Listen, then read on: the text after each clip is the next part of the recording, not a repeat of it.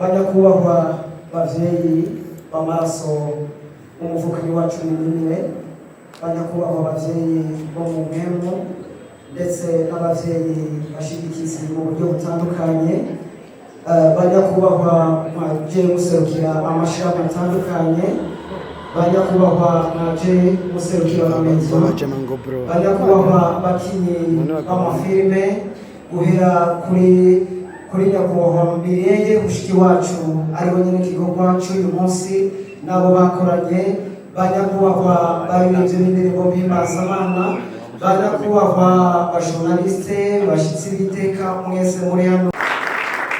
Uyu munsi uri hejuru nk'uko bisanzwe tubizi mu mico y'abarundi, iyo abantu basanzwe baganye irembo ryawe uramakira, rero turabakiranye ikaze ridasanzwe kandi mufashe buri muntu wese mu cyubahiro cyiwe mu kwiyakira yikorera amashiko yateye intambwe yashikanye.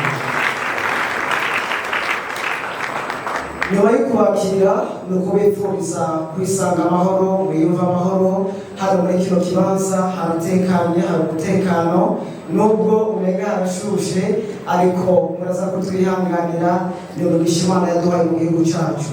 Intumbero y'uyu munsi rero kuko murabizi neza ko hano mu gihugu cyacu cy'u Burundi turafise imana idasanzwe ihagaze na cyane cyane mwirerese none gukora n'izindi mpano zitandukanye, ariko uyu munsi twasanzwe dukoranira hano kubw'umuvukanyi wacu Mireye abifashijwemo n'umugwi wa BMT wa hano usanzwe ufasha gutegura amarerese, aho hari imurikwa ry'irerese rishasha. Sinobivuga, nibaza ko noba nitanguranije cyane mu gufundura agaseke, ariko mu kanya muraza kubibona. Rero atamenshi kugira ngo tubandanye n'ibindi bikorwa, reka dusabe Imana mushobora byose ibane n'umwe mwe wese ari hano, kandi ndabasabe muhindukire mu bwiro mwicaranye uti muraberewe, kandi dusabe Imana tubabaye ikaze n'akazi. Nuko turamushimira rero wateguye runo rubanza, amwita Jonathan nagira n'imihosho navyo narindi. Hanyuma rero ntituza gutiba kubera ko mwabisa no ariko murasinga, twagira ngo shitura mu kanya amatara azima canke birakunda ko atazima, batugerageza rero barabe yuko dushobora kugira dukoresha umwanya, kuko harababwiye yuko mugira baza kubugarana bagosura. Liste ndayifite ngaha, hariho nyama na kiki. Mbona cyari napize urutoki. Halo. Umukino w'umuco n'abamuzi ne kugira ngo tuje muri wa mwanya basanzwe lancement officiel du film partie 1 itachira munda. Karibu cyane mbona mbere kugira ngo atwereke abakinyi, atubwire n'ibitari bike kujyanye n'irerese rero tugira kugira tugira tubona ibintu bijya amashime cyane kuri abandi bantu. Umuyobozi mafilme cyane cyane yo muri BMT n'ayandi mafilme amwe tuba twakoreye abandi bantu. Rero Mimi turasanganywe Mimi, sinovuga ko twatanguranye agitangura kariyere yiwe ya sinema, ariko aho twafataniye hose twarakoranye ibikorwa bitari bike tubikorera muri BMT. Munyuma niho yacaza aratwegera muri BMT aravuga ati murabibona aho intambwe yo kwiteza imbere muri sinema igeze, ndagomba dufashanye dukorane ikindi gikorwa cha sinema. Nuko rero turakorana iyi sinema yitwa Kiramunda. Mimi niwe yazanye ide originale yayo. Muraza kuronka umwanya murabe filme icyo ivuga.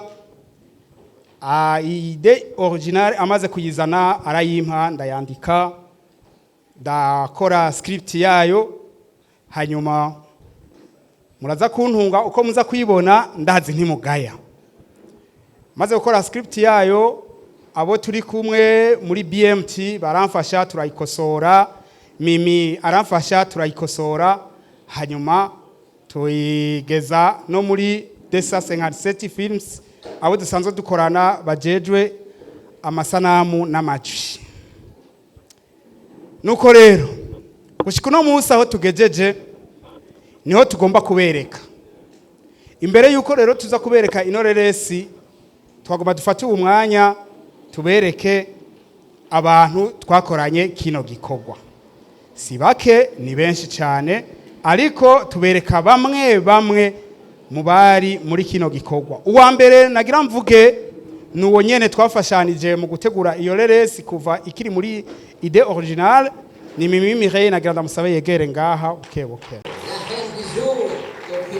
hagati aho ntiyakoze ivyo vyonyene, yaciye ananyemerera aba actrice principale w'iyo reresi Kiramunda. Imana imuhezagire kandi wabwiriye neza ntiyamara maji. Hanyuma rero twaciye hari uwundi agira kabiri muri BMT turahorana yitwa Fisto Haragiramungu, sinzi ko ari ngahe nawe ari muri bamwe guma yerera giti nawe yegere ngaho umwanya azoba ari karaza uyo nawe yeah ari kumwe n'uwundi ahora mfasha kudirectinga yitwa Kado Havel. Burya nawe ubu ugwegageze ko no director mwiza nagenda gusabe nawe wegere ngaha. Havel warakoze wankoreye neza, yaranyemereye akina muri filme ari nk'umu actrice principale agira kabiri kuri Mimi, abikora neza cyane. Aho narimereye kuba principale, ariko nagira nsabe kandi mbanze nkiriko ndavuga wa principale mbanze mvuge uwundi umuntu duhora dufashanya cyane muri filme ariwo nitura iyo ndose akazi ka filme ubwo nyene niwe mbanza kuvugisha X-Ray Bam. Yaremeye arakina muri no cinema yakinya kantu gato, ariko muzogakunda ko yakinye uko kangana kose, abamuzi baramuzi n'umuntu atwenza cyane yihoreye. Hanyuma mugenzi we yitwa Niji Pro nawe nyine nagira burya X-Ray ni wafata amajwi ahejeje akayahereza Niji Pro nawe akayateranya, navuga ko agira montage hariya kwa wacha tuze mwegere ngaha abakinye muri filme Kiramunda, mwegere ngaha mwese. Ego jandoje mwese muze.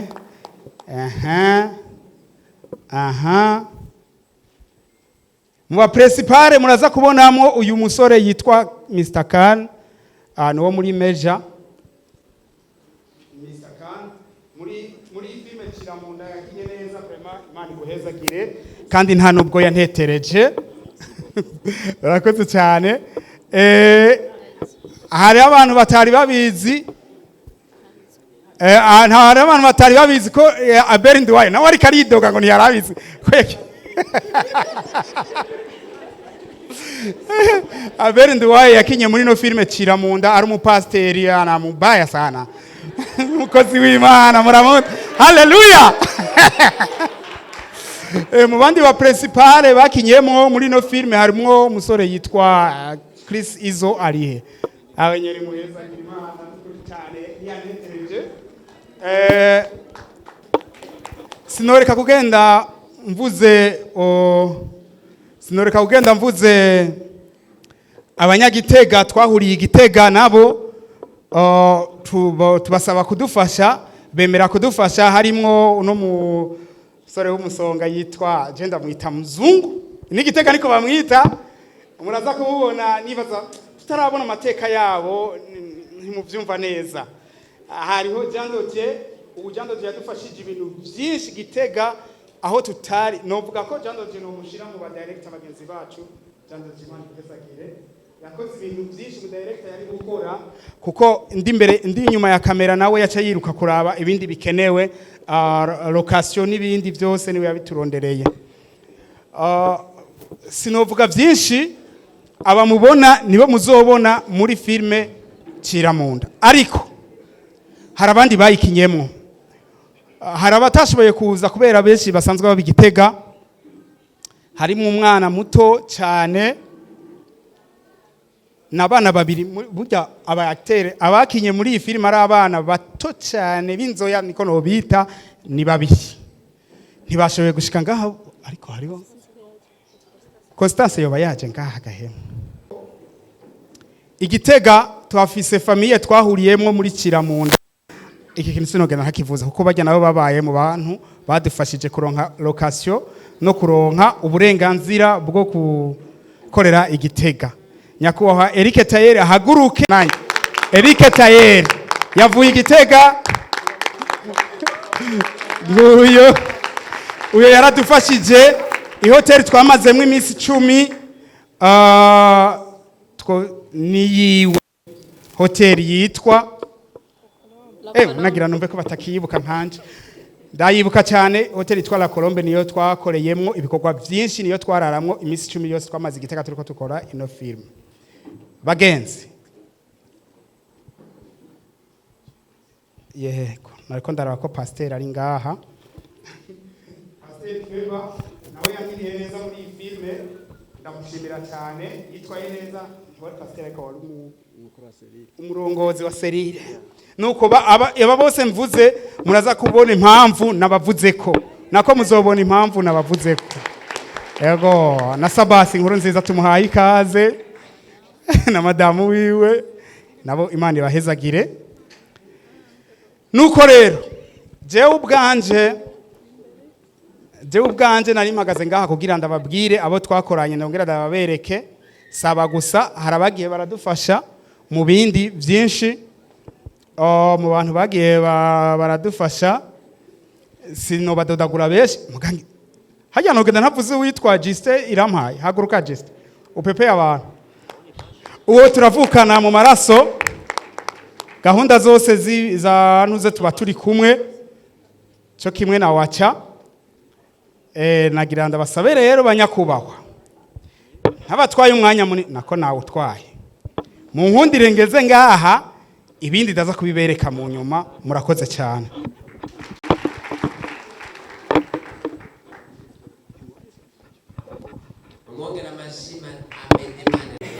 Turaha ikaze bosi wa Right Action Burundi cyangwa Fangasi nawe yashyize mu kibanza. Turaha ikaze Solution Couple nabishoboye kubera icyongereza cyo ntacyo nize byo mu myorohe nabaho. Allo hari undi muntu twakira no kuri bose Pasteur Dieudonné umukomera amashimwe ahantu hasanzwe ari ibana n'umukozi eko ayo n'abashimwe umukozi w'Imana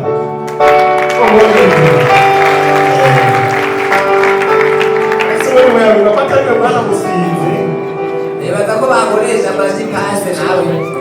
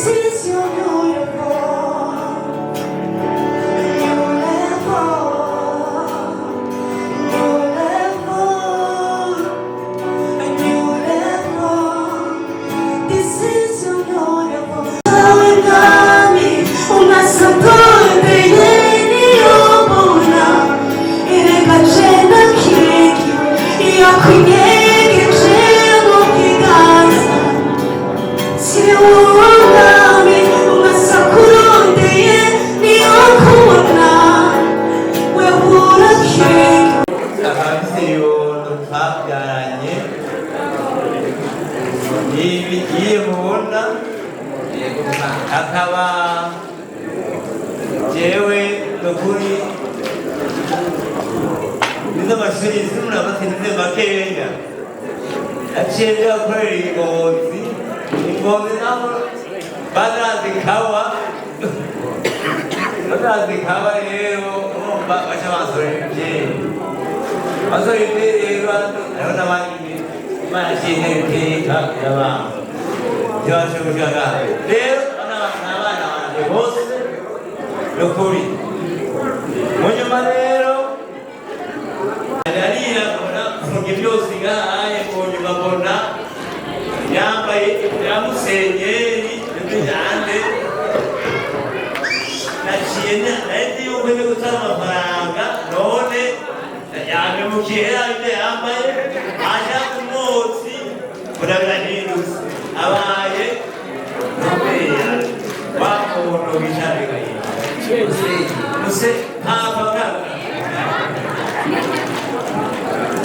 Papa w'amafilme sawa abakozi none rero ihekagire n'umuryango w'iwanje bose bakomere nabo yibere ibisihondi n'umuryango w'abandabira nabiwanyu nabigihugu imana ibahekagire imbere kristo amashitama ariko si amafaranga kubera ko amafaranga ibyo yohera ariko n'ikibuze kidasanzwe ifoto iriko umwana wanyu muze mugende muyimanike mu cyumba muze haruguru aho mwita haruguru abantu kugira ngo muzoze muraraba umwana wanyu nukuri mwarabyaye umwana atari gito kandi urabona ko ufise abana beza n'uburyo budasanzwe ayicubitse mu icurube. Iyi ni ifoto twateguriye ababyeyi na komite yateguye urubanza mu kubakeza ku babyaye neza imana ikomeze kubana natwe wacumvise ijwi tamumenya ngo ni wa musore wanyu Mr. George kandi mubona ko ari wa mugebe wanyu Mihaye yashoboye gukora bino bikorwa imana ikomeze kubana natwe twese. Momera amashi momera amashi momera amashi amabona uyu mubyeyi uri kwimana nezerewe momera amashi momera amashi momera amashi ababwiye amabona uyu mubyeyi kuri yabyariye bitoya momera amashi momera amashi momera amashi ababwiye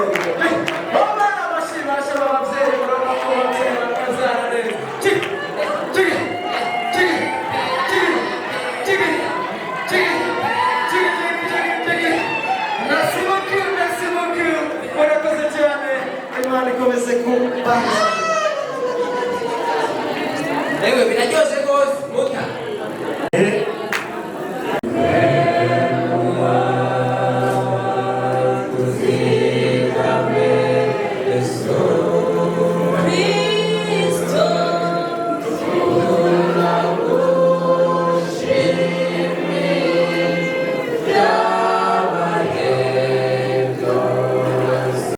unyemerera uyu mwanya batanze wo kuza ngaha bazira ushumbushwa umurengera mu izina rya Yesu Kristo.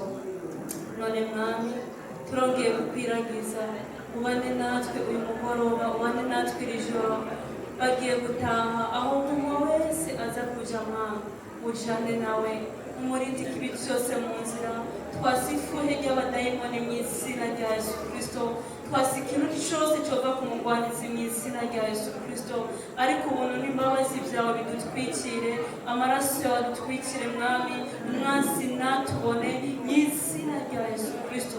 Uwiteka komeza utuzigamire muri ino si mwami tukiri hano mu isi mwami ubane natwe kandi uturinde ikibi cyose. Uwiteka turakwereze iherezo ryacu ugeze iyi foto mwami yagaragaye ngaha unyemerere mwami Yesu buri muntu wese mwami nukuri kose umugirire neza kandi tuzohurira mu bwami bwawe Uwiteka we ndakwinginze uzubamerereza ryiza imigisha yose mwami iva mu kiganza cyawe niyo ndabasabiye urabagirira neza mwami urabaha umugisha mwami uragushimiye cyane ku byabaye byose komeza ubane natwe iri joro turyohere iri joro twumva akayaga keza ka mwemu yera ubwiza bwawe budutwikire mwami byose mwami bigaruke kuguhesha icyubahiro mu izina rya Kristo umucunguzi wacu tubisabye kandi tubyizeye twizeye neza ko ushobora kudukorera ibirenze ibyo dusaba nk'uko imbaraga zawe zidukorera mu mwaka mu izina rya Yesu ndabisabye mufashe dukomere amashyi menshi cyane.